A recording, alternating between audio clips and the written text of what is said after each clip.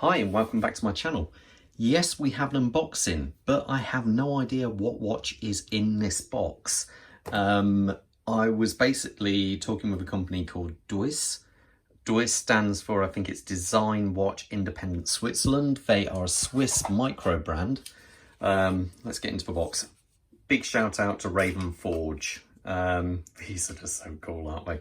So anyway, let's have a look, see what's in there. Now, I'll say it's a bit of a weird one because I have no idea.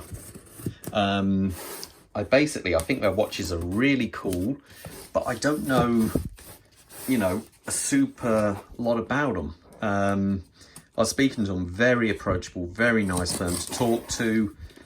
And basically, I just want to see what they said. They'd send me a watch. They didn't tell me which model, so I'm actually quite looking forward to this. It's a little bit of a surprise, really. So let's try and get into this box. Definitely not quite so straightforward because it's been packed very well. Okay, let's try and get into this. There we go. I think that's got it. Perfect. Okay, so I say it's not a brand that I've ever dealt with before, so this is completely new to me.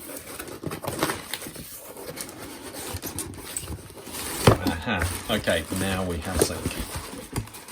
What else do we have in here? Oh, crikey. I'm not sure what we got here.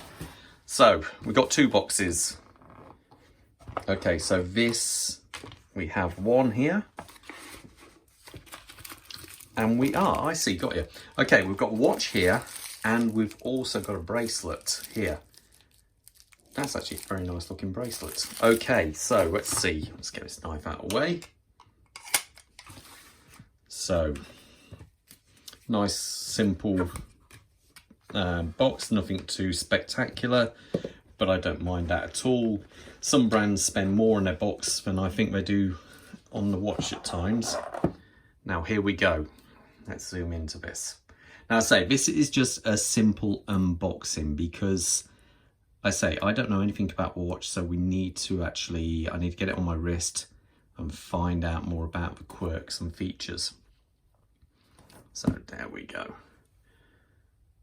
And blooming in, this is weird. There we go. On the back here, we got another sticker. Let's just take that off there.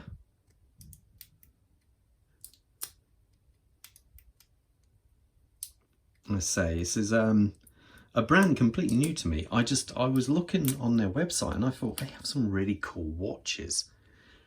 Now we have a very nicely decorated movement back there. I'm not sure what that is. It could be a SW200. I'm not 100% sure. And then we have this. Now this, let's have a close look at this. Quite interesting, really.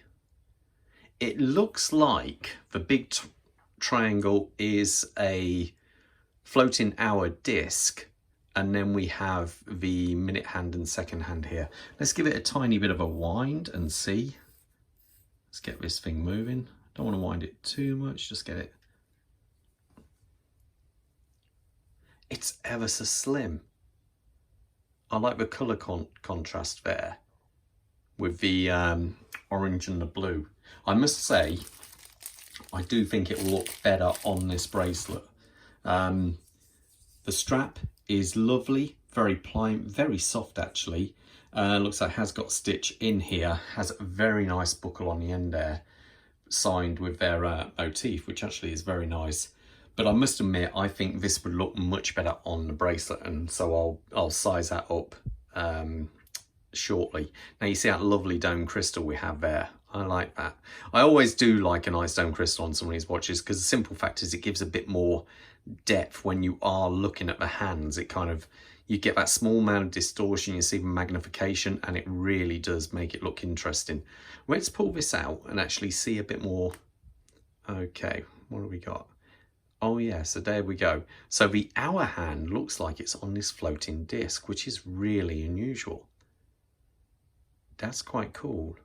I like that. I like the way you can see some of the movement, but it's not fully skeletonized at all. It's just the simple fact is it is translucent, sorry, and you can still see the movement. So that is kind of quite interesting.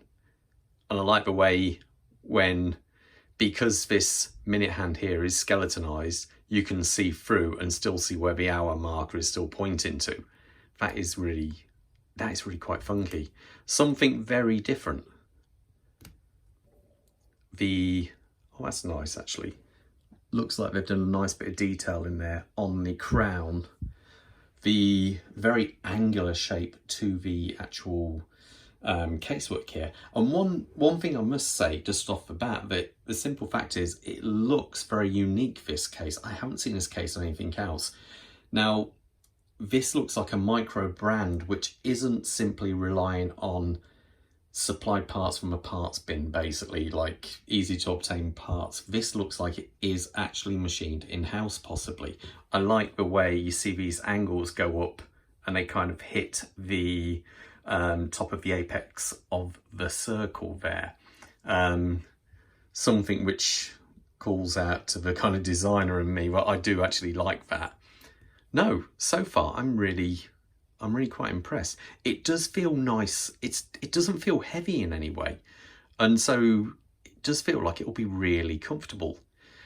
Shall we try on the wrist quick? Let's just see. Let's zoom out here.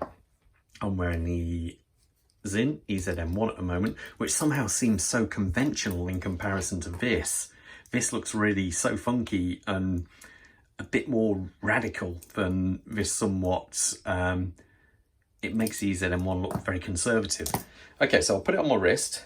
I say, I'm going to do a proper full review. This is just sort of like a taster or kind of my reactions out the box, how it looks. Oh, I'll tell you what, the Zin is a full titanium and it's ever so light and you don't notice it on the wrist. I must admit, this on the wrist is incredibly comfortable. Wow, that's surprising. I don't know what I was expecting, but this is a very comfortable watch. I tell you what we'll do is I'll put it on the bracelet and I'll give it a couple of weeks. We'll see how we go and I'll give a full in-depth review, see how we get on with this. Okay, all the best and stay tuned for the full video. Take care. Bye.